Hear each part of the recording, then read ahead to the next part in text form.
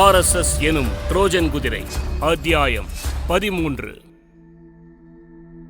அத்தியாயம் 13. இந்து ராஷ்டிரா பயங்கரவாத வலைப்பின்னல். RSS இந்து மகாசபா போன்ற அமைப்புகளின் நேரடி கட்டுப்பாட்டிலும் மறைமுக கட்டுப்பாட்டிலும் ஏராளமான இயக்கங்கள் இந்தியா உள்ளிட்ட பல நாடுகளில் உருவாக்கப்பட்டுள்ளன.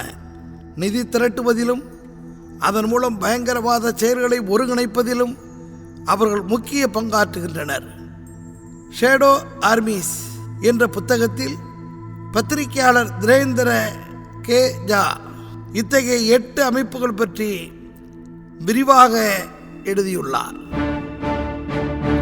அவற்றிலிருந்து சில செய்திகளை இங்கு தருகிறோம்.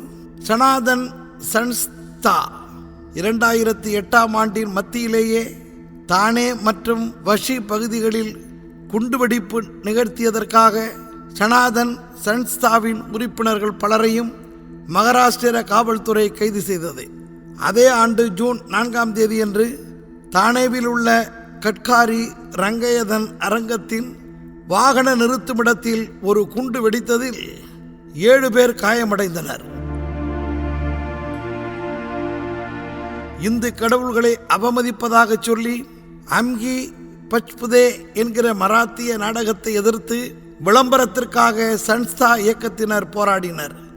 அதற்கு சில நாட்களுக்கு முன்னர் மே மாதம் 31ஆம் தேதி வஷி என்கிற இடத்தில் இருக்கும் விஷ்ணுதாஸ் பாவே அரங்கத்திலும் சக்தி குறைந்த குண்டு ஒன்று வெடித்தது.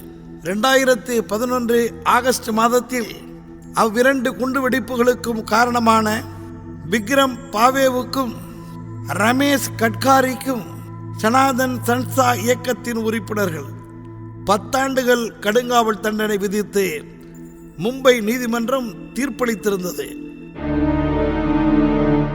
இவ்வழக்குகள் அனைத்திலும் குற்றவாளிகள் கைது செய்யப்பட்டதுமே குற்றவாளிகளுக்கும் அமைப்புக்கும் தொடர்பில்லை என சொல்லி சனாதன் சன்ஸ்தா தட்டி கழித்தது. மடகான் குண்டுவெடிப்பு விசாரணையில் அவ்வியக்கத்தின் உண்மையான முகத்தை ஆதாரத்துடன் வெளிக்கொண்டு வந்த பின்னரும் வழக்கம் போலவே குற்றத்தை மறுத்தது சனாதன் சன்ஸ்தா. தற்போது அவ்வியக்கம் சனாதன் சன்ஸ்தா பயங்கரவாத இயக்கமாக வளர்ந்து கொண்டிருக்கிறது. அமைதியான மாநிலத்தில் அதனை மேலும் வளரவிட்டால் தேசத்தின் உயிர்களுக்கும் உடைமைகளுக்கும் சொத்துகளுக்கும் மதச்சார்பின்மைக்கும் மிகப்பெரிய ஆபத்து என்று 2010 கோவா காவல்துறையினர் தயாரித்த அறிக்கையில் கூறப்பட்டிருக்கிறது. அவ்வறிக்கையை அடிப்படையாக கொண்டு 1000 பக்க ஆவணம் ஒன்றை மகாராஷ்டிர மாநிலத்தின் பயங்கரவாத தடுப்பு படையினர் தயாரித்தனர். அதனை மத்திய உள்துறை அமைச்சகத்தில் சமர்ப்பித்து சனாதன் சன்ஸ்தா இயக்கத்தை தடை செய்யவும் கோரப்பட்டது. மத்திய மாநில அரசுகளுக்கிடையே உருவான கருத்து வேறுபாடுகளின் காரணமாக ஒட்டுமொத்த முயற்சியுமே வீணாகி போனது மட்டுமல்லாமல் சனாதன் சன்ஸ்தா மீது எவ்வித நடவடிக்கையும் எடுக்கப்படவில்லை. அதிகாரப்பூர்வமாக 1991ஆம் ஆண்டு மும்பையில் சனாதன் பாரதிய சன்ஸ்கிருதி சன்ஸ்தா என்ற பெயரில் ஒரு தொண்டு நிறுவனமாகத்தான் சனாதன் சன்ஸ்தா அமைப்பு பதிவு செய்யப்பட்டது. சொற்பொழிவுகள், கருத்தரங்கங்கள், பயிற்சி பட்டறைகள் போன்றவற்றை நடத்துவதன் மூலம் ஆன்மீக அறிவியலை மக்களுக்கு கற்பிக்கத்தான் இவ்வமைப்பு நிறுவப்பட்டதாக கூறப்பட்டது. சட்டவிரோத நடவடிக்கையில் ஈடுபடும் போது ஏதாவதொரு இயக்கம் கையும் களவுமாக பிடிபட்டு விட்டால் அதனோடு சனாதன் சன்ஸ்தாவின் நிறுவனர் அதாவ்லேவும் மாட்டிக்கொள்ளாமல் இருப்பதற்காகவே பல இயக்கங்களை சுயேட்சையான இயக்கங்களாக உருவாக்கினார்கள். சனாதன் பிரபாத் பத்திரிகையின் பல பதிப்புகளில் 2023 இந்து ராஜ்யத்தை அமைப்பதுதான் அமைப்பின் இலக்கு என்று பிரகடனப்படுத்தப்பட்டிருக்கிறது. முஸ்லிம்கள், கிறிஸ்தவர்கள், பகுத்தறிவாளர்கள் மற்றும் கம்யூனிஸ்டுகளை தீய சக்திகள் என்று அதன் கட்டுரைகளிலும் தலைப்புகளிலும் தொடர்ச்சியாக தாக்கியவாறே எழுதப்பட்டு வருகிறது. முற்போக்கு இயக்கங்களின் பாரம்பரியத்தை கொண்ட மாநிலம் என்பதால் துவக்க முதலே பகுத்தறிவாளர்களுடனான மோதலை மகாராஷ்டிராவில் சனாதன் சன்ஸ்தா துவக்கிவிட்டிருந்தது. அதாவிலேயும் அவரது சனாதன் சன்ஸ்தா உள்ளிட்ட பழமைவாத பிற்போக்கு இயக்கங்களும் ஏமாற்று வித்தைகளின் மூலமாக மூட நம்பிக்கைகளை விதைத்தனர். அதற்கு எதிராக பகுத்தறிவாளர்கள் கேள்விகளை எழுப்பிக் கொண்டே இருந்தனர். இருவருக்கும் இடையிலான பகைமை வளரத் துவங்கியது. பகுத்தறிவாளர்கள் நடத்தும் நிகழ்ச்சிகளையும் பயிற்சி பட்டறைகளையும் தாக்குவதை சனாதன் சன்ஸ்தா வாடிக்கையாக்கிவிட்டது. அதேபோன்று சாதகர்களின் சனாதன் சன்ஸ்தா ஆசிரமத்தைச் சேர்ந்தவர்கள் அற்புதங்களை பொதுவெளியில் நிகழ்த்தி காட்டுமாறு சன்ஸ்தா இயக்கத்தினருக்கு பகுத்தறிவாளர்களும் சவால் விட்டனர். இப்படியாக ஆரம்பத்திலேயே இரு பிரிவினருக்கும் மோதல் போக்கு துவங்கிவிட்டது. அதுவே ஆபத்தான விளைவை நோக்கியும் நகர்ந்தது. 2013 மகாராஷ்டிராவையும் கர்நாடகாவையும் உலுக்கிய கொடூரமான கொலைகளை தொடர்ந்து சனாதன் சன்ஸ்தாவின் சாதகர்கள் கைது செய்யப்பட்டனர். முதலாவதாக கொல்லப்பட்டவர் மகாராஷ்டிர பகுத்தறிவு இயக்கங்களின் பிரபலமாக அறியப்பட்டவரான டாக்டர் நரேந்திர தபோல்கர். அதாவ்லேவின் முதல் இயக்கமான சனாதன் பாரதிய சன்ஸ்கிருதி சன்ஸ்தா துவக்கப்படுவதற்கு சிறிது காலத்திற்கு முன்னர் 1989 மகாராஷ்டிர அந்தரஸ்ரத்தா நிர்மூலன் சமிதி என்ற இயக்கத்தை துவங்கினார் தபோல்கர். மூடநம்பிக்கை எதிர்ப்பு மசோதாவுக்கான பிரச்சாரங்களில் மன்ஸ் இயக்கம் மிக தீவிரமாக ஈடுபட்டிருந்த காலகட்டத்தில் 2013 ஆண்டு ஆகஸ்ட் 13 அன்று காலை நடைப்பயிற்சியில் ஓம் கரேஸ்வரர் கோவிலுக்கு அருகே நடந்து கொண்டிருந்த போது தபோல்கரை துப்பாக்கியால் இருவர் சுட்டனர். இலக்கை சரியாக தாக்கும் அளவிலான தூரத்தில் இருந்து சுட்டுவிட்டு அருகில் நிறுத்தப்பட்டிருந்த இருசக்கர வாகனத்தில் ஏறி அடையாளம் தெரியாத இருவரும் தப்பிவிட்டனர். தபோல்கர் மீது சுடப்பட்ட குண்டுகளில் ஒன்று அவரது தலையை பதம் பார்த்ததால் சம்பவ இடத்திலேயே உயிரிழந்தார். சரியாக 2 ஆண்டுகளுக்கு பின்னர் தபோல்கர் கொல்லப்பட்டதைப் போலவே மற்றொரு முக்கியமான பகுத்தறிவாளரும் இந்திய கம்யூனிஸ்ட் கட்சியின் மூத்த தலைவருமான கோவிந்த பன்சாரேவும் கொலைகார குண்டுக்கு பலியாகினர். தபோல்கரை போலவே பன்சாரேவும் சனாதன் சன்ஸ்தாவுக்கு எதிராக குரல் எழுப்பினார். அதற்காக அவர் மீது மான நஷ்ட வழக்கெல்லாம் சன்ஸ்தா இயக்கம் போட்டிருக்கிறது. வகுப்புவாத மூடநம்பிக்கைகளை பரப்புகிற பழமைவாத பிற்போக்கு சக்திகளுக்கு எதிராக தொடர்ந்து அயராது போராடி வந்தார் பன்சாரே. சிவாஜி குறித்து அவர் தெரிவித்த மாற்று கருத்தே மகாராஷ்டிராவின் பிற்போக்கு பழமைவாதிகளுக்கு அவர் மீது கடும் கோபத்தை உண்டாக்க காரணமாக இருந்தது. இஸ்லாமிய படையெடுப்பாளர்களின் கட்டாய மதமாற்ற நடவடிக்கைகளில் இருந்து இந்துக்களை காப்பாற்றிய முஸ்லிம் எதிர்ப்பு மன்னர்தான் சிவாஜி என்று மகாராஷ்டிராவின் பார்ப்பன ஆதிக்கவாதிகளால் காலங்காலமாக சொல்லப்பட்டு வந்திருக்கிறது. நீண்ட ஆய்வுக்கு பின்னர் தன்னுடைய யார் சிவாஜி என்கிற நூலில் அனைத்து மதங்களையும் சிவாஜி மதித்தார் என்று நிரூபித்துள்ளார் பன்சாரே. அந்நூல் பல்வேறு பதிப்புகளை கண்டு 8 மொழிகளில் மொழிபெயர்க்கப்பட்டிருக்கிறது. இது பழமைவாதிகளுக்கு கோபத்தை உண்டாக்கியது. 2015 பிப்ரவரி 16 அன்று மனைவி உமாவுடன் காலை நடைப்பயிற்சி சென்றிருந்த போது இருசக்கர வாகனத்தில் வந்த 2 மர்ம நபர்கள் 5 குண்டுகளை அவரை நோக்கி சுட்டனர். அதில் 3 குண்டுகள் பன்சாரேவை தாக்கின. கொலைகாரர்கள் தப்பிக்கும் போது பன்சாரேவின் மனைவியை கீழே தள்ளிவிட்டதில் அவருக்கும் தலையில் பலத்த காயம் ஏற்பட்டது. 4 நாட்களுக்கு பிறகு பிப்ரவரி 20 சிகிச்சை பலனின்றி பன்சாரே மரணமடைந்தார். 2015 ஆகஸ்ட் 30ஆம் தேதி அதேபோன்று மூன்றாவது நிகழ்வாக கர்நாடகாவின் தர்வாட்டு பகுதியில் இரு சக்கர வாகனத்தில் வந்த 2 மர்ம நபர்கள் M.M. கல்புர்கி என்பவரை அவரது வீட்டுக்கு அருகில் வைத்து 2 முறை சுட்டனர்.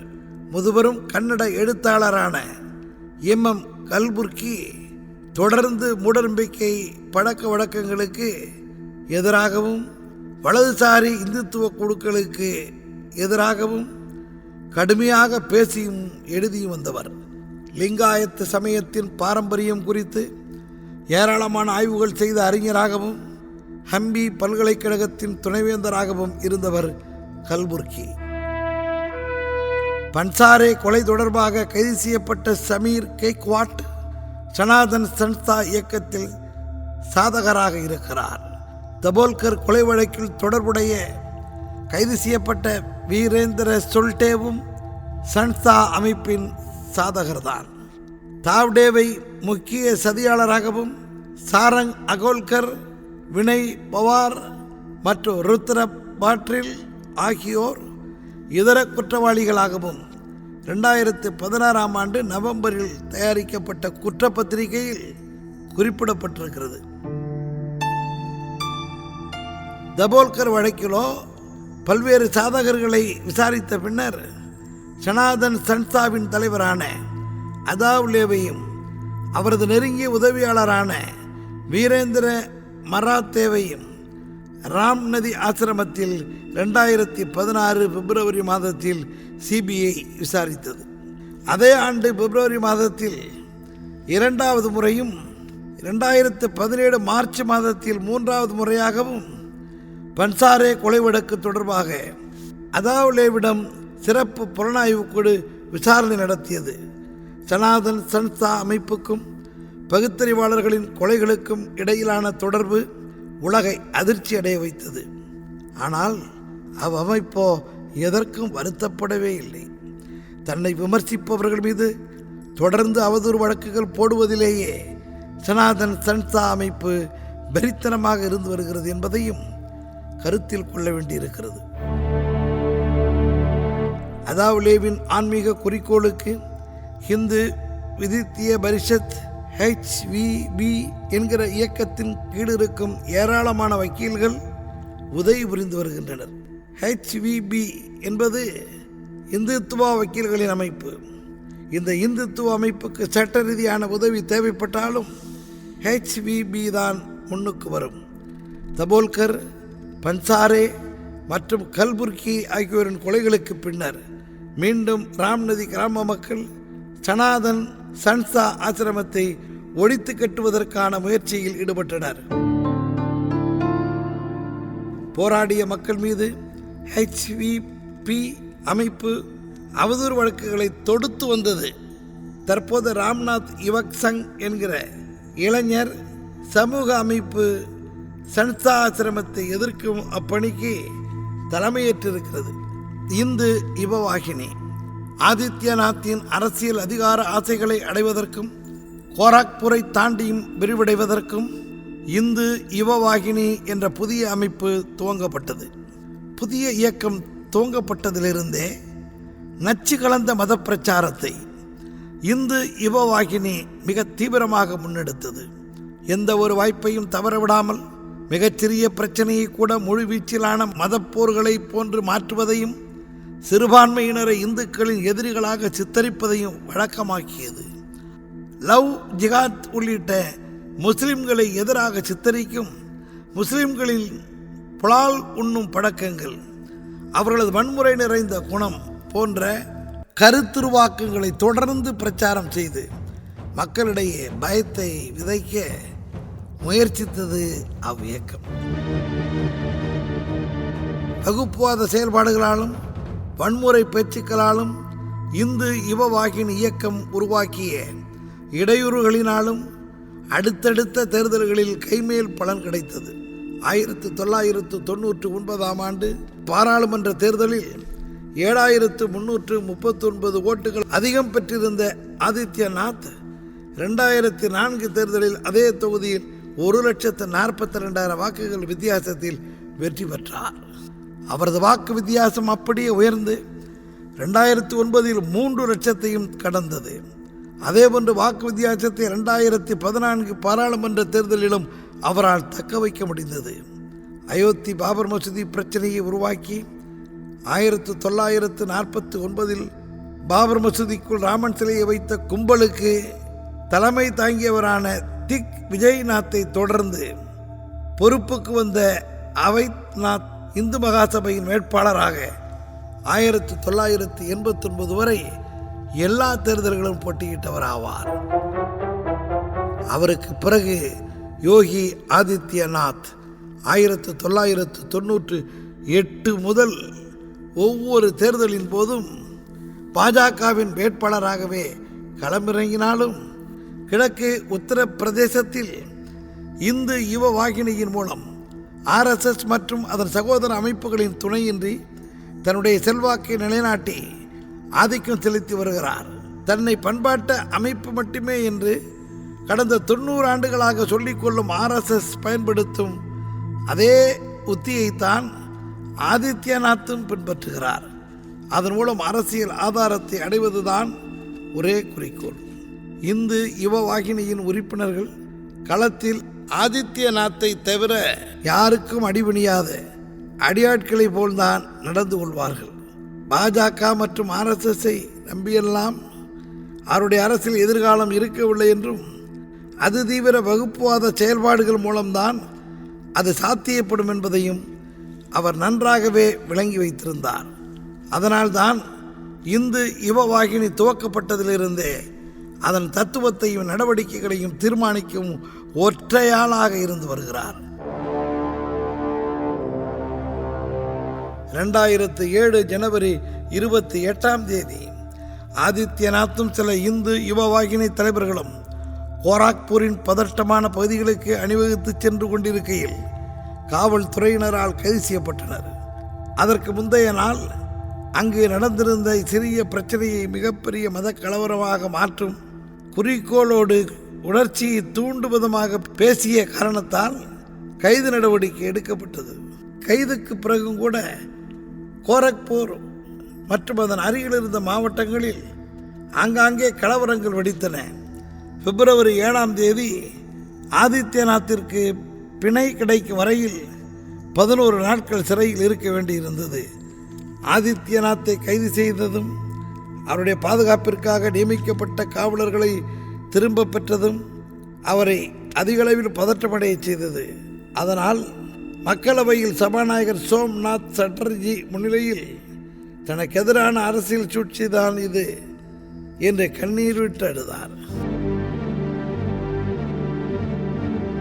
2007 ஒரு முறை கைது செய்ததை தவிர ஆதித்யநாத்தையும் அவர் வாழும் கோரக்பூர் மற்றும் அதன் சுற்று வட்டாரத்தைச் சேர்ந்த இந்து யுவ வாகினியின் உறுப்பினர்களையும் கையாள்வது காவல்துறையினருக்கு கடினமானதாகவே இருந்தது.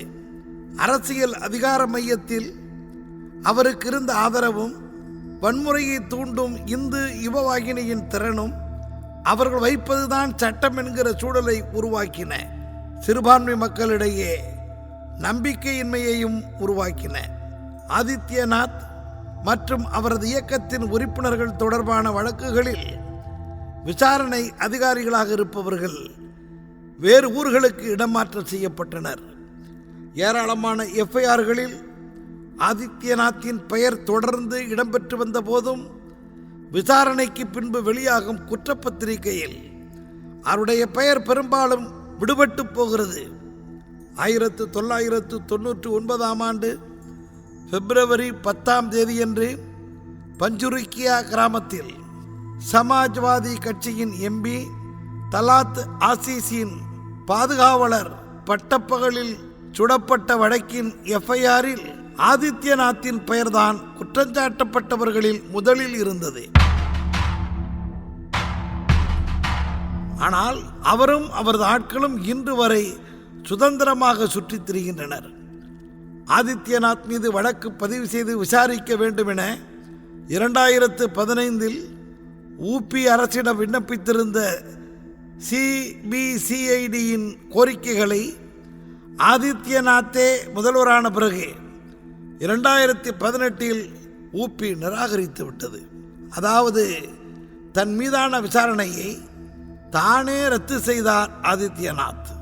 3 ஆண்டுகளாக அரசின் அனுமதிக்காக காத்திருந்த சிபிசிஐடியும் ஆதித்யநாத்தின் மீது வழக்கு விசாரணை நடத்த வேண்டிய அவசியமில்லை என்று நீதிமன்றத்தில் பின்வாங்கிவிட்டது. 2007 ஆதித்யநாத்தின் மதவெறி பேச்சுகளையும் அதனைத் தொடர்ந்து நடைபெற்ற கலவரங்களையும் தீர விசாரித்த பின்னர் ஆதித்யநாத் மற்றும் மேலும் 4 பேர் மீது வழக்கு பதிவு செய்ய அரசின் அனுமதிக்காக 2015 சிபிசிஐடி அனுப்பி வைத்த கோப்புகள் தான் அவை. ஆனால் 2017 வரையிலும் முதல்வராக இருந்த அகிலேஷ் யாதவ் அக்கோரிக்கையின் மீது எந்த ஒரு நடவடிக்கையும் எடுக்காமல் ஆதித்யநாத்திடம் மென்மையான போக்கை கடைபிடித்தார். இப்போது அந்த ஆதித்யநாத்தே முதல்வராகி இருக்கிறார். ஆதித்யநாத்தின் மதவெறியை தூண்டும் பேச்சுகளுக்காகவும் கோரக்பூரில் 2007 ஆண்டு நடந்த மத கலவரங்களில் ஆதித்யநாத் முக்கிய பங்காற்றியதற்காகவும் குற்றப்பத்திரிகை பதிவு செய்ய வேண்டி மூத்த உருது பத்திரிகையாளரான பர்வேஸ் பர்வாஸ் கடுமையாக போராடி கொண்டிருக்கிறார். ஆதித்யநாத்தின் மீது வழக்கு தொடுத்து போராடிய பத்திரிகையாளர் பர்வேஸ் மீதே தவறான தகவல்களை கொடுத்ததாக குற்றஞ்சாட்டி எதிர் வழக்கு பதியப்பட்டிருக்கிறது. ஏற்கனவே பல ஆண்டுகளாக நடந்து கொண்டிருக்கும் ஏதோ ஒரு பாலியல் வன்புணர்வு வழக்கில் 2ஆம் குற்றவாளியாக பர்வேஸ் இணைக்கப்பட்டு சிறையில் அடைக்கப்பட்டிருக்கிறார். 2017 உத்தரப்பிரதேச சட்டமன்ற தேர்தலில் பாஜக பெற்ற இமாலய வெற்றியை தொடர்ந்து ஆதித்யநாத் முதல்வராக பதவியேற்றுக் கொண்டார். தொடர்ச்சியாக ஆதித்யநாத்தை எதிர்த்து போராடி கொண்டிருந்த போராளிகளை சோர்வடைய செய்தது. ஆனால் அதற்காகவெல்லாம் தங்கள் முயற்சிகளிலிருந்து அவர்கள் பின்வாங்கிவிடவில்லை. பஜ்ரங் தள் அயோத்தி பாபர் மசூதியை இடிப்பதையும் ராமர் கோவிலை கட்டுவதையும் மையமாக கொண்ட இயக்கத்திற்கு ஆட்களை சேர்ப்பதற்காகவே 1984 விஹெச்பியால் உருவாக்கப்பட்ட இளைஞர் குண்டர்படைதான் பஜ்ரங் தள் என்கிற இயக்கம். பஜ்ரங் தள்ளை துவங்குவதற்கு சில மாதங்கள் முன்புதான் அயோத்தி இயக்கத்தை தன்னுடைய முக்கிய பணியாக விஹெச்பி எடுத்து கொண்டிருந்தது. ராமருடைய படையை போரில் வழிநடத்திய வானர கடவுளான அனுமனோடு தொடர்புடையதான் பஜ்ரங். பஜ்ரங் என்கிற வார்த்தை இயக்கத்தின் உடல் வலிமையை குறிப்பாக உணர்த்துவதற்காகவே அப்பெயர் தேர்ந்தெடுக்கப்பட்டிருந்தது. 1990 செப்டம்பரில் குஜராத் சோமநாத் கோவிலிலிருந்து துவங்கி இந்தியாவின் மேற்கு மற்றும் வடக்கில் 10,000 கிலோமீட்டர்கள் கடந்து அயோத்தியை சென்றடைய பாஜக தலைவர் எல்கே அத்வானியின் திட்டமிட்டிருந்த ரத யாத்திரை பணிகளில் பஜ்ரங் தள் இயக்கம் முக்கிய பங்காற்றியது. தங்களின் அர்ப்பணிப்பை வெளிக்காட்டுவதற்காகவே ஒரு கோப்பை அளவிற்கான தங்களது இரத்தத்தினை பஜ்ரங் தள் இயக்கத்தின் தொண்டர்கள் அத்வானிக்கு தானமாக அளித்தனர். பயணத்திலும் அவருடனேயே இருந்தனர். இரத்தத்தினால் அத்வானியின் நெற்றியில் திலகமிட்டும் வழிநெடுகிலும் அவரை வரவேற்றனர். கரசேவைக்காக நகரத்து இளைஞர்களை திரட்டுவதில் சங் பரிவாரின் மத்திய ஆயுதமாக 1990 ஆண்டைப் போலவே 1992 தொடர்ந்து பஜ்ரங் தள் பயன்படுத்தப்பட்டது. 1992 டிசம்பர் 6 பாபர் மசூதி இடிக்கப்பட்ட போது பஜ்ரங் தள் இயக்கத்தின் உறுப்பினர்கள் தான் முன்னணியில் இருந்து தாக்குதலை நடத்தினர். 1992 டிசம்பர் 10 பாபர் மசூதி இடிக்கப்பட்ட 4 நாள்களுக்கு பின்னர் விஹெச்பி RSS உடன் சேர்ந்து பஜ்ரங் தள்ளையும் பிவி நரசிம்மராவின் மத்திய அரசு தடை செய்தது. இருப்பினும் அவ்வியக்கங்களுக்கு எதிராக உறுதியான நடவடிக்கைகளை எடுப்பதற்கு பதிலாக சமரச போக்குடனேயே நடந்து கொண்டது. மிக மிக சொற்ப எண்ணிக்கையிலான நபர்களே கைது செய்யப்பட்டனர். பெரும்பாலான முக்கிய பிரமுகர்கள் மறைவாக சென்றுவிடவும் அனுமதிக்கப்பட்டனர். 1993 ஜூன் 4 டெல்லி உயர்நீதிமன்ற நீதிபதியான PK பஹ்ரி தலைமையிலான விசாரணை குழுவினுடைய உத்தரவின்படி பஜ்ரங் தள் மற்றும் RSS மீதான தடையும் நீக்கப்பட்டது. ஆனால் VHPயின் மீதான தடையை மட்டும் உறுதி செய்து உத்தரவிடப்பட்டது. பஜ்ரங் தள் மீது விதிக்கப்பட்டிருந்த தடை நீக்கப்பட்டவுடனே அமைப்பு ரீதியாகவும் தத்துவார்த்த ரீதியாகவும் பஜ்ரங் தள் இயக்கத்தை தனது கட்டுப்பாட்டில் முழுமையாக கொண்டு வர 2014 மே மாதம் மத்தியில் பாஜக ஆட்சி அமைந்ததும் இம்முறை மத மாற்றத்திலும் மாட்டுக்கறி மீதான தடையிலும் முக்கிய கவனத்தை செலுத்த துவங்கிவிட்டது பஜ்ரங் தள். அதே போன்ற கட்டாய மத மாற்றங்களுக்கு கர் வாப்சி தாய் மதம் திரும்புதல் என்கிற பெயரை பஜ்ரங் தள் மற்றும் இதர இந்துத்துவ அமைப்புகள் சூட்டின. மோடி பிரதமரானதற்கு பின்னர் RSS இயக்கத்தின் ஆதிகாலத்து செயல் திட்டமான மாட்டுக்கறி தடையையே வன்முறையை கட்டவிழ்த்து விடுவதற்கான காரணியாக பஜ்ரங் தள் பயன்படுத்த துவங்கிவிட்டது. போதுமான வேலைவாய்ப்புகள் உருவாகிடாத காரணத்தாலேயே இந்துத்துவாவின் அராஜக முதலாளித்துவத்தின்பால் பெரும் எண்ணிக்கையிலான இளைஞர்கள் ஈர்க்கப்படுகிறார்கள் என்பதில் ஆச்சரியம் எதுவுமில்லை. ஸ்ரீராம் சேனா கர்நாடகாவின் மிக பிரபலமான இந்துத்துவ முகம்தான் முத்தலிக். அவர் தொலைக்காட்சியில் தோன்றினாலே TRP எகிரும் என்கிற சூழலில் இருந்து அதனாலேயே பிரைம் டைம் போட்டுக்கொண்டு அனைத்து தொலைக்காட்சிகளும் அவரை அழைப்பார்கள். பள்ளி காலம் மற்றும் இளமை காலம் முழுவதையும் கர்நாடக RSS இயக்கத்தினுடைய சித்தாந்த பின்னணியிலேயே கழித்தவர். 1993 RSS இயக்கத்தின் அடிப்படைவாத பண்பாட்டு இயக்கமான VHPக்கு மாற்றப்பட்டார். மிகச்சில ஆண்டுகளிலேயே மாநிலத்தின் பல்வேறு பகுதிகளில், குறிப்பாக வடக்கு மற்றும் கடலோர பகுதிகளில் பஜ்ரங் தள் வேர்விட்டு வளர்ந்தது. 2005 அவரோடு பஜ்ரங் தள்ளின் மங்களூர் பகுதியில் இருந்து வெளியேறிய அவரின் நம்பிக்கைக்குரியவர்கள் சிலர் அப்படியான ஒரு திட்டத்திற்கு அடித்தளமிட்டிருந்தனர். சங் பரிவார் உடனான முத்தலிக்கின் மோதல் என்பது தனிப்பட்ட பிரச்சனை தான். ஆனால் அவருடைய மற்ற விசுவாசிகளுக்கோ RSS மற்றும் பார்ப்பனி ஆதிக்கத்தின் மீதான கோபமாகவே இருந்தது. மங்களூரை சார்ந்த பிரவீன் வால்கே, அருண்குமார் புட்டிலா பிரசாத் அட்டவர், ஆனந்த் ஷெட்டி, சுபாஷ் பட்டேல் மற்றும் பலரும் பிற்படுத்தப்பட்ட ஜாதிகளிலிருந்து வந்தவர்கள். கர்நாடகாவின் கடலோர பகுதிகளை காவிக்கோட்டையாக மாற்றியதில் முக்கிய பங்காற்றியவர்கள்.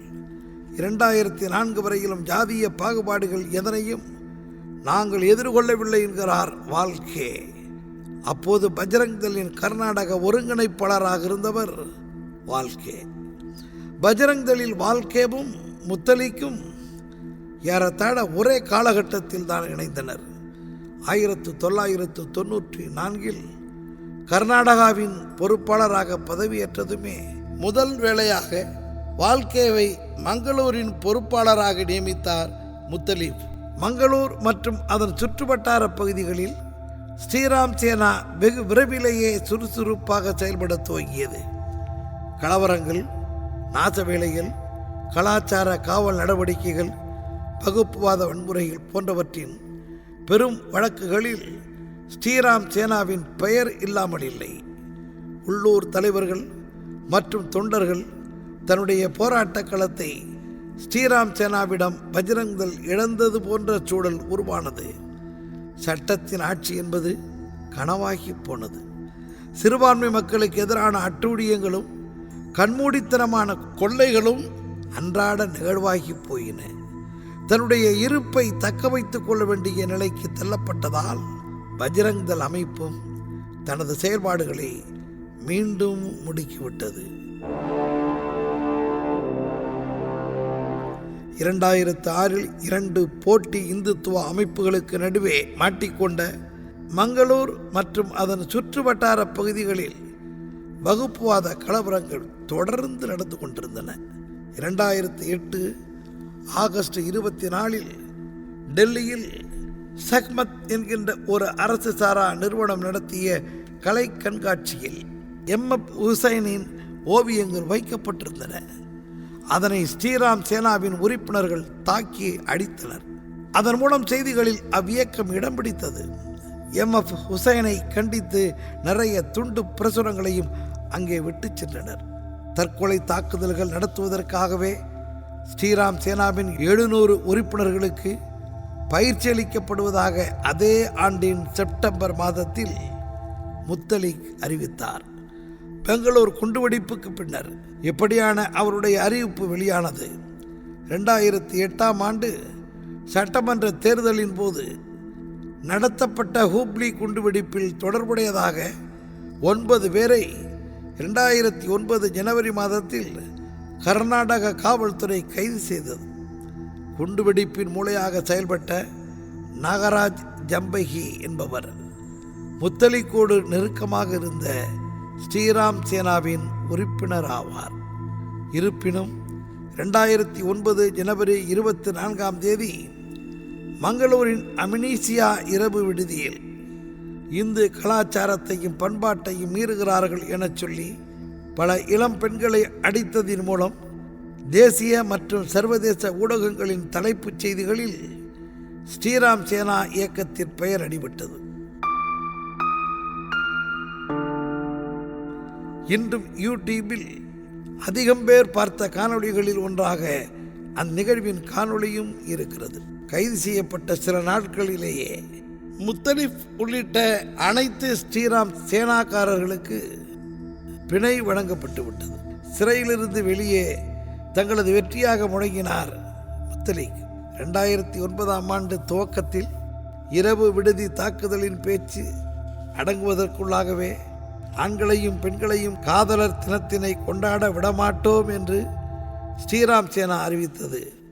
கடுமையான அழுத்தத்தின் காரணமாக முத்தலிக்கு உள்பட மாநிலம் முழுவதிலிருந்தும் ஸ்ரீராம் சேனாவின் ஏராளமான தலைவர்களை முன்னெச்சரிக்கை நடவடிக்கையாக 13ஆம் தேதியே கைது செய்ய வேண்டிய நிர்பந்தம் கர்நாடக காவல்துறைக்கு ஏற்பட்டது. பிப்ரவரி 14ஆம் தேதியன்று முத்தலிக்கு எதிர்ப்பு தெரிவிக்கும் வகையில் நாடு முழுவதிலிருந்தும் 1500 பிங்க் நிற உள்ளாடைகள் ஸ்ரீராம் சேனாவுக்கு வந்து சேர்ந்தன. அதன் பின்னரும் இந்து பெண்களிடம் பேசும் முஸ்லிம் பையன்களை தொடர்ச்சியாக தாக்கி கொண்டே இருந்தனர். இந்து பெண்களை முஸ்லிமாக மாற்றுவதற்காகவே இளம் முஸ்லிம் ஆண்கள் திருமணம் செய்கிறார்கள் என்றும் தொடர்ந்து சொல்லிக்கொண்டே இருந்தனர். கொடூரமான தாக்குதல்கள் மற்றும் பிரச்சாரங்கள் மூலம் லவ் ஜிகாத் என்ற வார்த்தையை வலிந்து பிரபலப்படுத்தவும் முயற்சித்தனர். இந்து ஐக்கிய வேதி கேரளாவில் பாஜகவின் இந்துத்துவ அரசியலுக்கு அடித்தளமிடுவதற்காக இந்து ஐக்கிய வேதி என்கின்ற இயக்கத்தை RSS உருவாக்கியது. இந்து ஐக்கிய வேதி மற்றும் இன்னபிற RSS அமைப்புகளின் ஒட்டுமொத்த கேரள இந்துத்துவ அரசியலும் கொச்சியில் இருக்கும் சங் பரிவாரின் தலைமைச் செயலகத்தில் தான் தீர்மானிக்கப்படுகிறது. இந்து ஐக்கிய வேதியின் தலைவராக உணர்ச்சியூட்டும் பேச்சாளர் சசிகலா டீச்சரும் பொதுச் செயலாளராக கும்மணம் ராஜசேகரனும் இருக்கிறார்கள். இன்று பாஜகவின் மாநில தலைவர் ராஜசேகரன் கேரள அரசியலில் பாஜகவிற்கு ஒரு களத்தை அமைத்து தருவதற்காகவே அரசியல் சார்பற்ற ஓர் இயக்கத்தை தொடங்கி நடத்தும் பணியினை RSS அவருக்கு வழங்கியிருக்கிறது. 1992 திருவனந்தபுரத்திற்கு அருகில் இருக்கும் பூந்துறையில் நடந்த வகுப்புவாத கலவரத்தில் தொடங்கியது அது. 1992 ஜூலை மாதத்தில் பூந்துறையில் நடந்த கலவரத்தில் 5 பேர் கொல்லப்பட்டனர். அக்கலவரத்தை ராமர் கோவில் பாபர் மசூதி விவகாரத்தோடு நேரடியாக இணைத்து பார்க்கலாம். இஸ்லாமிய அடிப்படைவாத இயக்கமான இஸ்லாமிய சேவா சங்கமும் ISS RSSும் பூந்துறையில் நடந்த கலவரத்தில் முக்கிய பங்காற்றின. கலவரத்தின் இறுதியில் முஸ்லிம் ஐக்கிய வேதி என்கிற புதிய இயக்கத்தை ISS இயக்கமும் இந்து ஐக்கிய வேதி என்கின்ற இயக்கத்தை RSS இயக்கமும் உருவாக்கின. இரண்டு இயக்கங்களுக்குமே மக்களின் ஆதரவு கிடைக்கப்பெறவில்லை. முஸ்லிம் ஐக்கிய வேதி உருவாக்கப்பட்ட கொஞ்ச காலத்திலேயே காணாமலே போனது. ஆனால் இந்து ஐக்கிய வேதி இயக்கமோ RSS இயக்கத்தைச் சேர்ந்த ராஜசேகரனின் பங்களிப்பில் குறைந்தபட்சம் பெயரளவிலாவது தொடர்ந்து இயங்கிக் கொண்டிருக்கிறது. கோழிக்கோடு மாவட்டத்தின் கடலோர கிராமமான மரத்தில் 2003 நடந்த கலவரத்தில் 9 பேர் கொல்லப்பட்டனர். இது குறித்து நீதியரசர் தாமஸ் B. ஜோசப் தலைமையிலான விசாரணை கமிஷன் ஓர் அறிக்கையை வெளியிட்டது. அதன்படி அக்கலவரத்திற்கு 2 காரணங்கள் குறிப்பிடப்பட்டிருக்கின்றன. ஒன்று, 2002ஆம் ஆண்டு ஜனவரி மாதத்தில் அரசியல் லாபத்திற்காக அதே கிராமத்தில் 5 பேர் கொல்லப்பட்ட நிகழ்வு. மற்றொன்று, அதற்கு காரணமானவர்களை விசாரித்து தண்டிப்பதில் காங்கிரஸ் தலைமையிலான ஐக்கிய ஜனநாயக முன்னணி அரசு காட்டிய நியாயப்படுத்தவே முடியாத தாமதம். பின்னர் 2002ஆம் ஆண்டு நிகழ்வில் ஈடுபட்டதாக 393 பேர் மீது 115 வழக்குகள் பதிவு செய்யப்பட்டிருந்தன. அவர்களில் பெரும்பாலானோர் 213 பேர் RSS மற்றும் பாஜகவை சேர்ந்தவர்கள். கேரள வரலாற்றில் மிக மோசமான வகுப்புவாத கலவரங்களில் ஒன்றான மரத் கலவரத்திலிருந்து மீண்டு வருவதற்குள்ளாகவே அப்பதட்டத்தை தனக்கு சாதகமாக பயன்படுத்தி கொண்டு தனது நிர்வாக கட்டமைப்பிற்கு வலுவான அடித்தளத்தை இந்து ஐக்கிய வேதி இயக்கம் அமைத்து கொண்டது. 6 ஆண்டுகளுக்கு பின்னர் தங்களது கைவரிசையை காட்ட அவர்களுக்கு சந்தர்ப்பம் கிடைத்தது. 2009ஆம் ஆண்டு டிசம்பர் மாதத்தில் நீதியரசர் ரங்கநாத் மிஸ்ரா தலைமையிலான தேசிய மத மற்றும் மொழி சிறுபான்மையினருக்கான ஆணையம் ஓர் அறிக்கையினை பாராளுமன்றத்தில் சமர்ப்பித்தது. கிறிஸ்தவர்களாகவும் முஸ்லிம்களாகவும் மதம் மாறிய தலித்துகளுக்கும் ஆதி திராவிட பட்டியலின ஜாதிகளுக்கான இடஒதுக்கீட்டை வழங்க வேண்டும் என்று நீதிபதி ரங்கநாத் மிஸ்ரா ஆணையம் பரிந்துரை செய்தது. இடதுசாரி கட்சிகளும் காங்கிரசும் மிஸ்ரா ஆணையத்தில் அறிக்கையை வரவேற்றன. ஆனால் இந்து ஐக்கிய வேதியும் RSSின் மற்ற இயக்கங்களும் தேசிய அளவில் அதற்கு எதிரான பிரச்சாரத்தை தொடங்கின. கேரளாவில் 3000 கோவில்களுக்கும் மேலாக நிர்வகித்து வரும் தேவஸ்தானங்களிடமிருந்து கேரள கோவில்களை விடுவிக்கும் கோரிக்கையினை இந்து ஐக்கிய வேதி இயக்கம் தொடர்ச்சியாக வைத்துக் கொண்டிருக்கிறது. இந்து ஐக்கிய வேதி இயக்கத்தை இத்தனை ஆண்டுகளாக தொடர்ச்சியாக வாழ வைத்துக் கொண்டிருக்கிற பிரச்சனையும் அதுதான். வட இந்தியாவைப் போல பூங்காக்களிலும் திறந்தவெளி மைதானங்களிலும் ஷாகா வகுப்புகளை நடத்தாமல் கேரளாவில் கோவில்களின் வளாகத்திற்குள்ளேயே நடத்துகிறது RSS. கோவில்களுக்குள் RSS இயக்கத்தின் எந்த செயல்பாடுகளுக்கும் எந்த தேவஸ்தான அமைப்பும் அனுமதி வழங்கவில்லை என்பதால் அவ்வப்போது சர்ச்சைகளும் எழத்தான் செய்கின்றன. கோவில்களில் உருவாக்கப்பட்டிருக்கும் க்ஷேத்திர சம்ரட்சண் சமிதிகளின் ஆதரவு இருப்பதாலேயே RSS ஷாகாக்களை நடத்த முடிகிறது. கோவில்களில் ஷாகாக்களை நடத்துவதற்கு தாங்கள் அனுமதி வழங்கவில்லை என்றும் அவற்றை தடுத்து நிறுத்துவதற்கான நடவடிக்கைகளை எடுத்திருப்பதாகவும் 2015ஆம் ஆண்டு ஜூன் மாதம் கேரள உயர்நீதிமன்றத்தில் திருவிதாங்கூர் தேவஸ்தான அமைப்பு கூறியது. கோயில்களை இந்துக்களிடம் ஒப்படைக்க வேண்டும் என்னும் RSS கோரிக்கைகளுக்கு பின்னால் இருக்கும் நோக்கம் இதுதான். அதற்காகவே தமிழ்நாட்டில் இதனை தொடர்ந்து வலியுறுத்துகின்றனர். அபினவ் பாரத். அபினவ் பாரத்தின் தோற்றம் மர்மமானதாகவே தான் இருக்கிறது. 1905இல் புனேவில் ஃபெர்குசன் கல்லூரியில் படித்தபோது சாவர்கர் உருவாக்கிய ரகசிய குழுவின் பெயரால் ஈர்க்கப்பட்டுதான் அபினவ் பாரத் என்கிற இயக்கத்திற்கு பெயர் சூட்டப்பட்டதாக சொல்லப்படுகிறது. இத்தாலிய புரட்சியாளரான கியூசெப்பே மஸ்லினி உருவாக்கிய இளம் இத்தாலி இயக்கத்தைப் போலவே உருவாக்க நினைத்து சாவர்கரால் 1905இல் துவக்கப்பட்ட ஆயுதந்தாங்கிய இயக்கம்தான் அபினவ் பாரத் என்கிற இயக்கம்.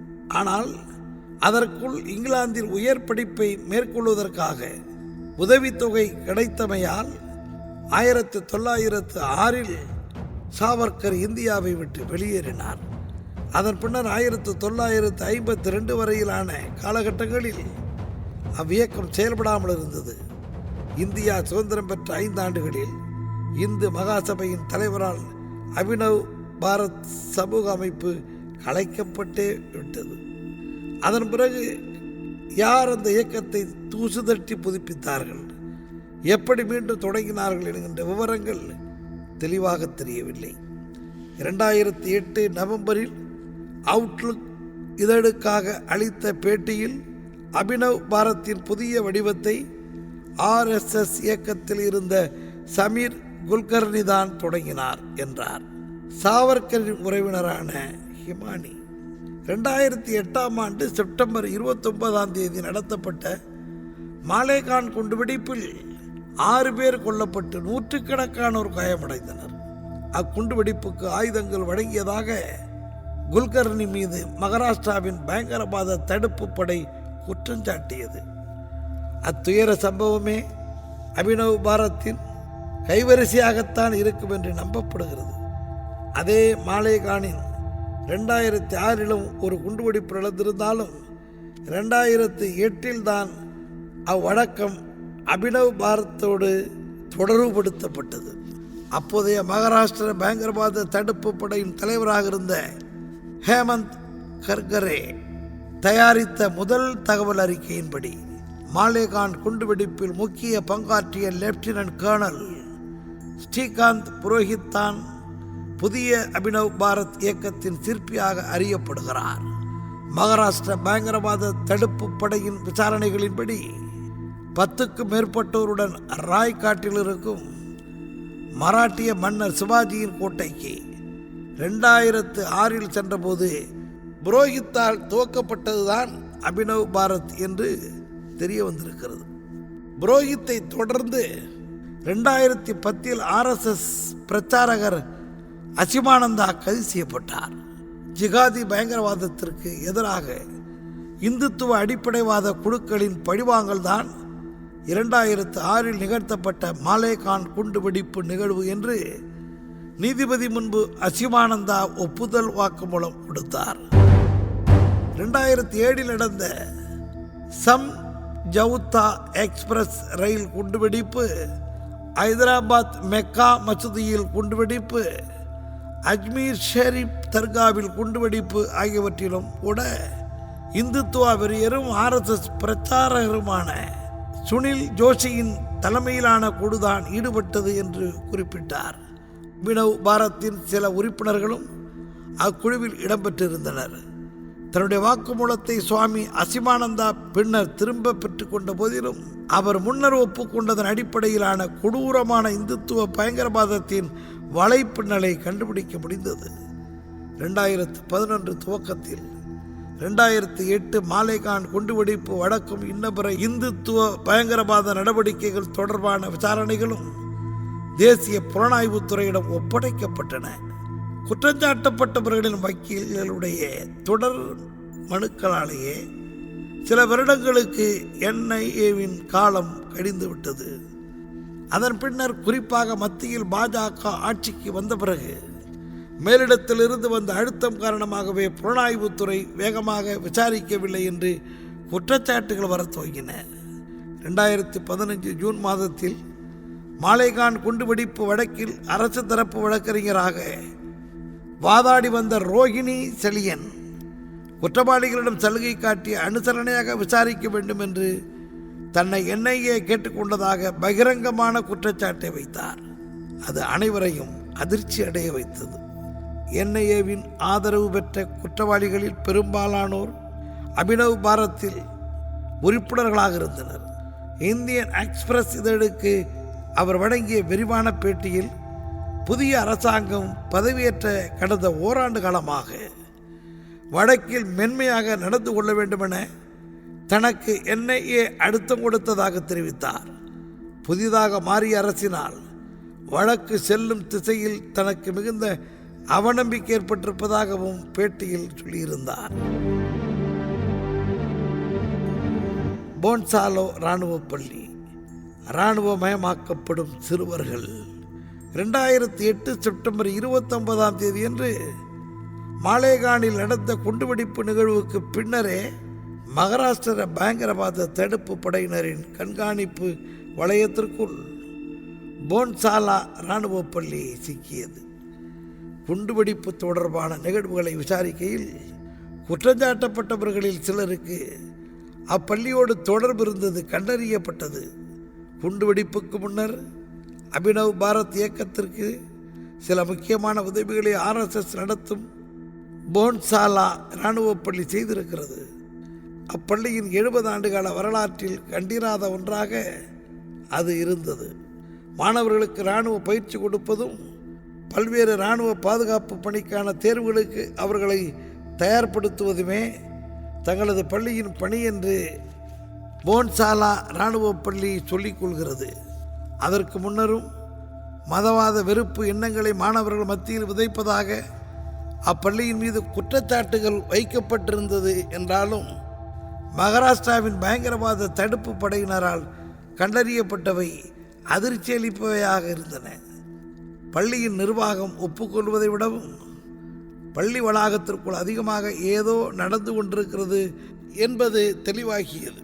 மாலேகான் குண்டுவெடிப்பு தொடர்பான விசாரணை வேகமெடுக்க துவங்கியதும் போன்சாலா இராணுவ பள்ளி குறித்து பல்வேறு புதிய தகவல்கள் வெளிவர ஆரம்பித்தன. இராணுவத்தினர் பலரும் தங்களது பணிக்காலம் முடிந்து ஓய்வு பெற்ற பின்னர் இந்துத்துவ இயக்கங்களை நோக்கி நகர்வதை பார்க்க முடிகிறது. வகுப்புவாதம் தேசியவாதமாக்கப்படுவதே அதற்கான காரணமாக இருக்கலாம். அப்படியாக முன்னாள் இராணுவத்தினரை இந்துத்துவ வகுப்புவாதத்தின்பால் இருப்பதற்கு இந்துத்துவ தத்துவமும் இராணுவ பயிற்சியும் பின்னி பிணைந்திருக்கும் இடமான போன்சாலா இராணுவ பள்ளிக்கு எளிதான காரியமாக இருக்கிறது. இவை எல்லாவற்றுக்கும் மேலாக இந்துத்துவாவின் அடியாட்களுக்கு பயிற்சி கொடுப்பதற்கான களமாகவும் போன்சாலா இராணுவ பள்ளி மாறியிருக்கிறது. நாசிக்கில் இருக்கும் அப்பள்ளியின் பிரதான கிளை உருவாக்கப்பட்டு 60 ஆண்டுகளுக்கு பிறகு 1996 தான் துவங்கப்பட்டது. நாக்பூர் கிளை 1999 புதியதொரு கட்டிடத்திற்கு நாக்பூர் பள்ளி இடம்பெயர்ந்தது. அதில் ஒரு பகுதியைத்தான் பயிற்சி முகாம்களை நடத்துவதற்கு 2001 பஜ்ரங் தள் பயன்படுத்தியது. இதனை 1996ஆம் ஆண்டு முதல் RSSல் இணைந்து பணிபுரிந்து வந்த புனேவைச் சேர்ந்த ஓய்வு பெற்ற கடற்படை அதிகாரி SR பாட்டே உறுதி செய்தார். இந்து மதவெறி அரசியல்தான் போன்சாலா இராணுவ பள்ளி துவங்கப்படுவதற்கான காரணியாக இருந்திருக்கிறது. அப்பள்ளியை உருவாக்கியவர் மருத்துவர் PS மூஞ்சே. 1930களில் அவர் ஐரோப்பா சென்றபோது பாசிஸ்டுகள் பயிற்றுவிக்கும் முறைகளை கண்டார். பின்னாளில் போன்சாலா இராணுவ பள்ளி துவங்குவதற்கும் அதன் மூலம் இந்து வகுப்புவாத அரசியலை முன்னெடுப்பதற்கும் அவரது ஐரோப்பிய பாசிச படிப்பினையே அடித்தளமாக அமைந்தது. ஐரோப்பிய பாசிச அரசின் மத்திய இராணுவ உடற்பயிற்சி பள்ளியிடமிருந்து பெற்ற அனுபவங்களை கொண்டு 1934 மத்திய இந்து இராணுவ கல்விக் கழகத்தை மூஞ்சே உருவாக்கினார். அமைப்பினுடைய குடையின் கீழ்தான் போன்சாலா இராணுவ பள்ளி துவக்கப்பட்டது. மூஞ்சேவுடன் எப்போதும் சுமூகமான உறவு இருந்திராத கோல்வால்கர் 1950களின் இறுதியில் மூஞ்சே துவக்கிய போன்சாலா இராணுவ பள்ளியை தன்னுடைய முழுமையான கட்டுப்பாட்டில் கொண்டு வந்து விட்டார். அதற்கு கத்தாத்தே ஒரு கருவியாக செயல்பட்டார். 1996 ஜூன் மாதம் நாக்பூர் பள்ளியின் மற்றொரு கிளையை துவக்குவதிலும் முக்கிய பங்காற்றினார். நாசிக் மற்றும் நாக்பூர் கிளைப்பள்ளிகளை நிர்வகிக்க 2 மண்டல குழுக்கள் அமைக்கப்பட்டன. 160 ஏக்கரில் பள்ளியின் நாசிக் கிளையும் பச்சையான பரப்பை கொண்ட 30 ஏக்கரில் நாக்பூர் கிளையும் துவங்கப்பட்டு இயங்கி வருகின்றன. ராஷ்டிரிய சிங் சக்கத் 1984 அக்டோபர் 31ஆம் தேதியன்று இந்தியாவின் பிரதமராக இருந்த இந்திரா காந்தியை அவரது சீக்கிய பாதுகாவலர்கள் 2 சுட்டுக் கொன்றதை அடுத்து அப்பாவி சீக்கிய மக்களின் மீது இந்துக்கள் தொடுத்த தாக்குதல் மோசமானது. அதிகாரப்பூர்வமாக 2733 சீக்கியர்கள் டெல்லியில் நடத்தப்பட்ட வகுப்புவாத கலவரத்தில் கொல்லப்பட்டனர். அதிலும் 1984 நவம்பர் 1 முதல் 3ஆம் தேதிக்குள்ளாகவே பெரும்பாலான கொலைகள் நிகழ்த்தப்பட்டன. உத்தரப்பிரதேசத்தின் கான்பூர், ஜார்க்கண்டின் பொகாரோ, அப்போதைய பீகார், மத்திய பிரதேசத்தின் ஜபல்பூர், ஒடிசாவின் ரூர்கேலா உள்ளிட்ட நாட்டின் இதர பல நகரங்களிலும் சீக்கியர்கள் தாக்கப்பட்டனர். காங்கிரஸ் கட்சியினர் தான் கலவரத்தில் பெருமளவு பங்கேற்றனர் என்றாலும் கூட RSS செயல்பாட்டாளர்கள் அனைவரும் கலவரத்தால் பாதிக்கப்பட்டவர்களின் பக்கமாக நின்றனர். அப்போது பல இடங்களில் சீக்கியர்களுக்கு எதிரான வன்முறைகளில் RSS மற்றும் பாஜகவை சேர்ந்தவர்கள் ஈடுபட்டனர் என்பதுதான் உண்மையான கள நிலவரம். 2002 பிப்ரவரி 2ஆம் தேதியிட்ட இந்துஸ்தான் டைம்ஸ் பத்திரிகை செய்தியின்படி டெல்லியில் நடத்தப்பட்ட சீக்கியர்களுக்கு எதிரான கலவரங்களில் ஈடுபட்டதாக 14 முதல் தகவல் அறிக்கையில் FIR 49 RSS மற்றும் பாஜகவினரின் பெயர்கள் இடம்பெற்றிருந்தன. சீக்கியர்களுக்கு எதிரான கலவரத்திற்கு பிறகு நடந்த மக்களவை தேர்தலில் காங்கிரஸ் கட்சிக்கு RSS பேராதரவை வழங்கிய பின்னணியை எளிமையாக புரிந்து கொள்ள முடியும். 1984 நவம்பரில் சீக்கிய மக்களுக்கு எதிராக நடத்தப்பட்ட கலவரத்தினால் அம்மக்களிடம் ஏற்பட்டிருந்த பய உணர்வினை தனக்கு சாதகமாக பயன்படுத்தி அதன் மூலம் சீக்கியர்கள் இந்துக்கள் தான் என்கிற தன்னுடைய கருத்தை முன்வைப்பதற்காகவே ராஷ்டிரிய சீக் சங்கத் என்னும் இயக்கத்தை RSS உருவாக்கியிருக்கிறது என்பதற்கான ஆதாரங்கள் இருக்கின்றன. அதற்கு ராஷ்டிரிய சீக் சங்கத்தின் கோட்பாட்டு அடிப்படையாக விளங்கும் ஒரு தனி வரைவு நூலே ஆதாரமாக இருக்கிறது. சீக்கியர்கள் என்பவர்கள் தனியான மதக்குழுவை சார்ந்தவர்கள் இல்லை என்றும் இந்து மதத்தின் ஒரு சிறு பிரிவினர் தான் அவர்கள் என்றும் ஆங்கிலேயர்களின் பிரித்தாளும் சூழ்ச்சியால் தான் சீக்கியர்களுக்கு தனியான அடையாளம் இருப்பது போன்ற ஒரு மாயை உருவாக்கப்பட்டது என்றும் 1985 வெளியிடப்பட்ட அத்தனி வரைவு நூலில் குறிப்பிடப்பட்டிருக்கிறது. சீக்கியர்களை இந்து சமூகத்தின் அங்கத்தினர் தான் என்று அவர்களை இந்து மதத்திற்குள் இழுத்துக் கொள்வதையும் சீக்கியர்களுக்கென்று தனியான அடையாளம் இருப்பதை மறுப்பதையுமே அந்நூல் செய்கிறது. 1984 சீக்கியர்களுக்கு எதிரான கலவரத்திற்கும் சீக்கிய அடையாளமே காரணம் என்று கலவரத்தையும் நியாயப்படுத்தும் விதமாகவும் எழுதப்பட்டிருந்தது. அக்கொள்கை விளக்க நூலை RSS நெருங்கிய தொடர்பு கொண்ட வரலாற்று ஆசிரியரான ராம் ஸ்வரூப் என்பவர்தான் எழுதினார். இந்து ராஜ்யம் என்பதை உயர்த்தி பிடிக்கும் சீதாராம் கோயல் என்பவர்தான் முன்னுரை எழுதினார். இஸ்லாமிய தாக்குதல்களுக்கு போராட்ட களத்தில் இந்துக்களின் பிரதிநிதியாகத்தான் குருநானக் எதிர்வினைதான் ஆற்றினாரே ஒழிய புதிய மத கொள்கையை அவர் தோற்றுவிக்கவில்லை என்பதே சீதாராம் கோயலின் கருத்து. இஸ்லாமிய படையெடுப்பாளர்களை எதிர்த்து இருமுனையில் பதிலடி கொடுக்கப்பட்டது. ஒரு முனையில் இந்து போர் வீரர்கள் போர்க்களத்திலும் பக்தி இயக்கம் என்கின்ற பெயரில் இந்து மத துறவிகளும் ஞானிகளும் ஆன்மீக எழுச்சியை மறுமுனையில் நாடெங்கிலும் நடத்தினர். நாடு முழுவதுமாக இயங்கிய பக்தி இயக்கங்கள் மக்களுக்கு சொல்லிய செய்தி அனைத்தும் ஒரே மாதிரியானதாகத்தான் இருந்தது. வேதங்களிலும் இதிகாச புராணங்களிலும் தர்மசாஸ்திரங்களிலும் சொல்லப்பட்டவற்றின் அடிப்படையில் தான் அவை இருந்தன. அப்படியாக தோன்றிய பக்தி இயக்கம் அதன் கருத்துக்களை நாட்டின் பல்வேறு பகுதிகளுக்கு கொண்டு சேர்ப்பதற்காகவே பல மையங்களை நாடு முழுவதிலும் உருவாக்கியது. அவ்வியக்கத்தின் சாதுக்களில் குருநானக்கும் ஒருவர். அதுபோன்ற ஒரு மையத்தை குருநானக் பஞ்சாபில் தோற்றுவித்தார். அவரது அழைப்பை ஏற்றவர்கள் சீக்கியர்கள் என்று அழைக்கப்பட்டனர். ரிக், சாம, யசூர், அதர்வண மற்றும் மகாபாரதம் ஆகியவற்றை தொடர்ந்து சீக்கியர்களின் புனித நூலான ஆதி கிரந்தத்தை 6வது வேதமாக பஞ்சாபின் இந்துக்கள் கருதுகின்றனர் என்று அவர் குறிப்பிடுகிறார்.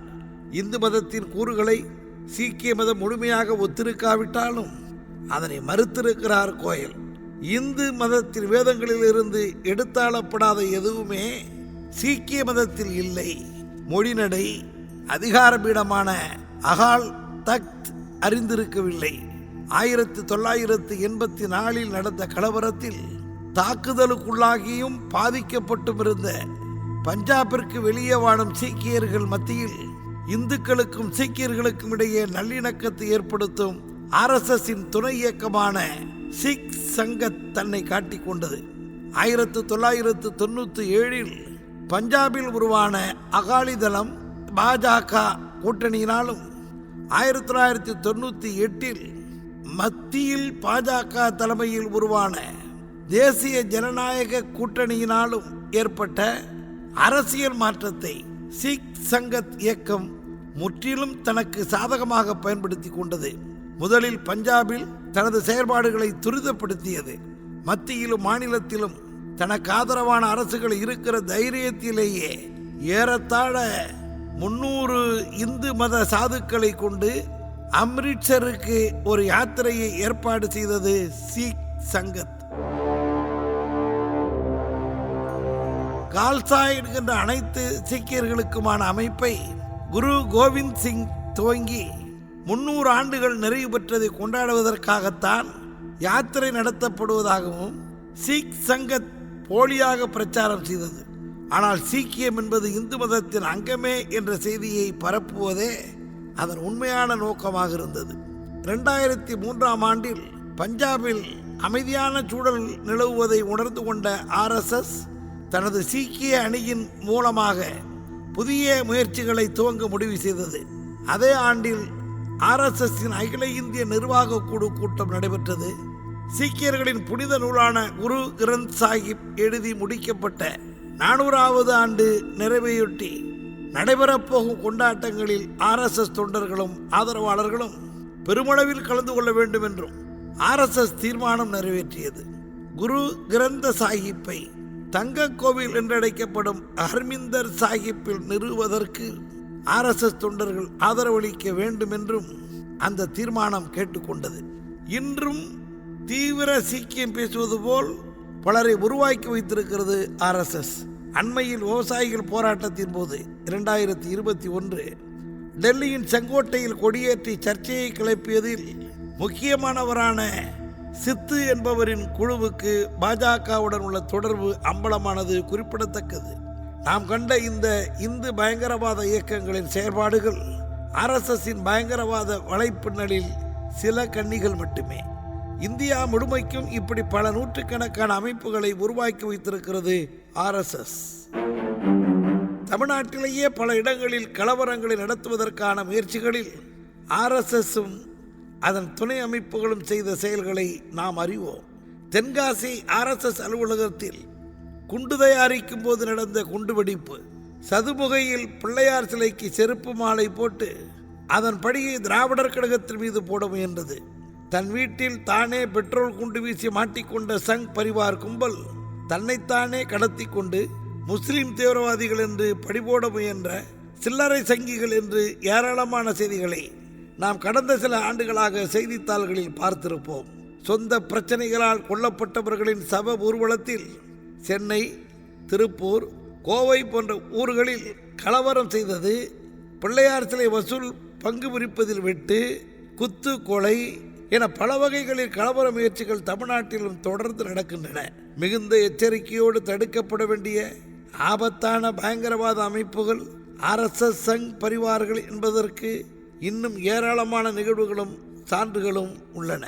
மதம், மொழி, அரசியல், பண்பாடு, தொண்டு பணிகள், தேசியம், பாரதம் என்று RSS அணிந்து வரும் பல்வேறு முகமுடிகளும் காலத்திற்கும் இடத்திற்கும் ஏற்ப அது போட்டுக்கொள்ளும் வேடங்களும் பதுங்கி பதுங்கி காத்திருக்கும் மறைவிடங்களும் நடுநிலை என்ற பெயரில் செய்யும் கருத்து திணிப்புகளும் விஷ உருண்டையின் மீது பூசப்பட்ட தித்திப்புகளும் ஏராளம் ஏராளம்.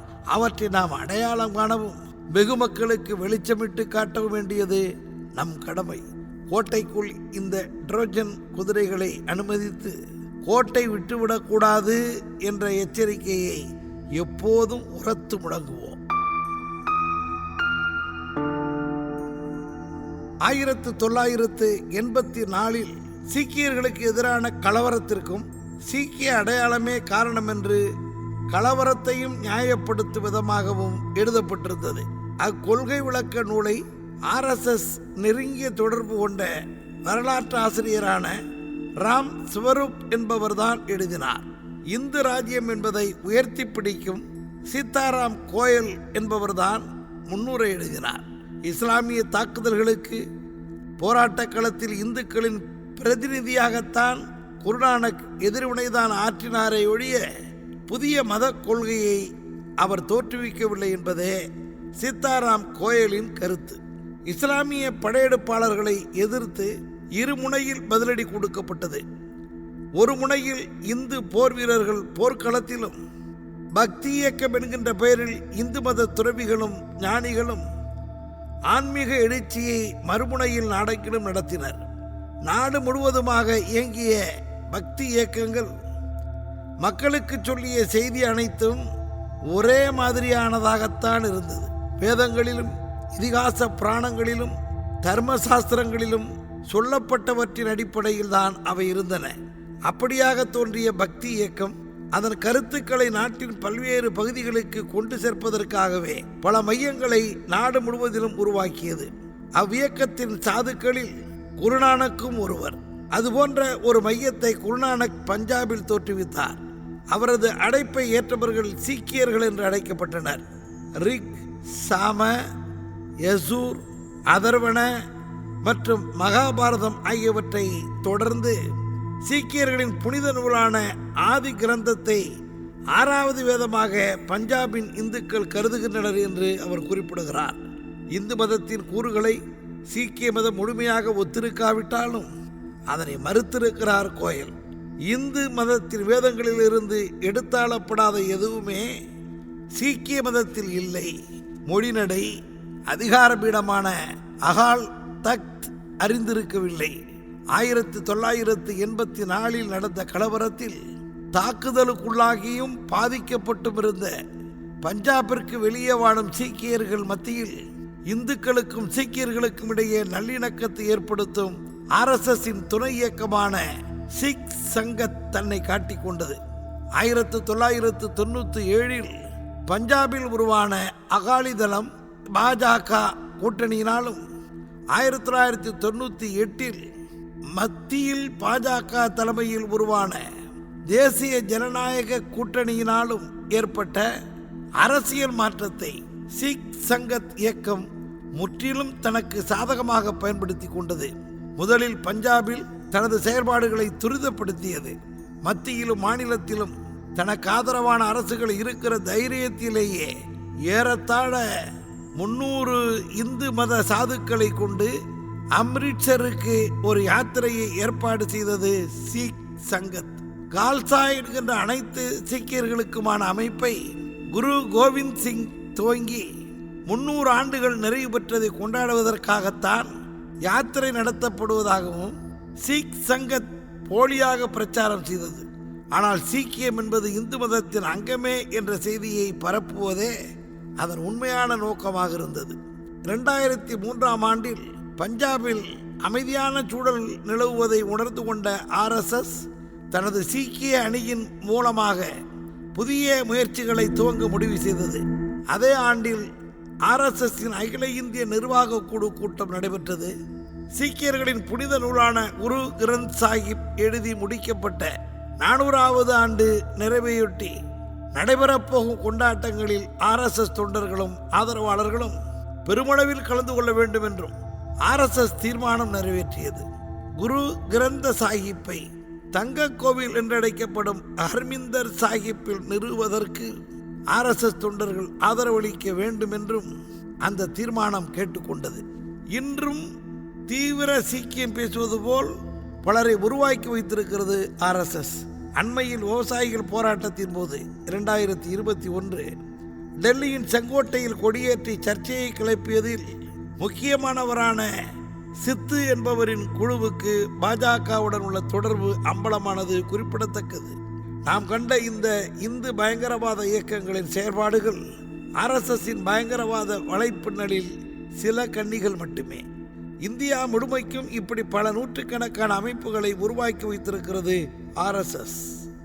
தமிழ்நாட்டிலேயே பல இடங்களில் கலவரங்களை நடத்துவதற்கான முயற்சிகளில் RSSம் அதன் துணை அமைப்புகளும் செய்த செயல்களை நாம் அறிவோம். தென்காசி RSS அலுவலகத்தில் குண்டு தயாரிக்கும் போது நடந்த குண்டுவெடிப்பு, சதுமுகையில் பிள்ளையார் சிலைக்கு செருப்பு மாலை போட்டு அதன் படியை திராவிடர் கழகத்தின் மீது போட முயன்றது. தன் வீட்டில் தானே பெட்ரோல் குண்டு வீசி மாட்டிக்கொண்ட சங் பரிவார் கும்பல் தன்னைத்தானே கடத்தி கொண்டு முஸ்லிம் தீவிரவாதிகள் என்று பழிபோட முயன்ற சில்லறை சங்கிகள் என்று ஏராளமான செய்திகளை நாம் கடந்த சில ஆண்டுகளாக செய்தித்தாள்களில் பார்த்திருப்போம். சொந்த பிரச்சனைகளால் கொல்லப்பட்டவர்களின் சப ஊர்வலத்தில் சென்னை, திருப்பூர், கோவை போன்ற ஊர்களில் கலவரம் செய்தது, பிள்ளையார் சிலை வசூல் பங்கு பிரிப்பதில் வெட்டு, குத்து, கொலை என பல வகைகளில் கலவர முயற்சிகள் தமிழ்நாட்டிலும் தொடர்ந்து நடக்கின்றன. மிகுந்த எச்சரிக்கையோடு தடுக்கப்பட வேண்டிய ஆபத்தான பயங்கரவாத அமைப்புகள் RSS சங் பரிவார்கள் என்பதற்கு இன்னும் ஏராளமான நிகழ்வுகளும் சான்றுகளும் உள்ளன. மதம், மொழி, அரசியல், பண்பாடு, தொண்டு பணிகள், தேசியம், பாரதம் என்று RSS அணிந்து வரும் பல்வேறு முகமூடிகளும் காலத்திற்கும் இடத்திற்கும் ஏற்ப அது போட்டுக்கொள்ளும் வேடங்களும், பதுங்கி பதுங்கி காத்திருக்கும் மறைவிடங்களும், நடுநிலை என்ற பெயரில் செய்யும் கருத்து திணிப்புகளும், விஷ உருண்டையின் மீது பூசப்பட்ட தித்திப்புகளும் ஏராளம் ஏராளம். அவற்றை நாம் அடையாளம் காணவும் வெகு மக்களுக்கு வெளிச்சமிட்டு காட்டவும் வேண்டியது நம் கடமை. கோட்டைக்குள் இந்த ட்ரோஜன் குதிரைகளை அனுமதித்து கோட்டை விட்டுவிடக்கூடாது என்ற எச்சரிக்கையை எப்போதும் உரத்து முழங்குவோம். இதுவரை நீங்கள் கேட்டது RSS எனும் ட்ரோஜன் குதிரை என்ற ஒலி புத்தகத்தின் 13ஆம் அத்தியாயம். குரல் முனைவர் க. அன்பழகன். புத்தக வெளியீடு திராவிடர் கழகம். ஒலி புத்தக வெளியீடு பெரியார் பண்பலை. அடுத்தடுத்த அத்தியாயங்களை கேட்க இணைந்திருங்கள்.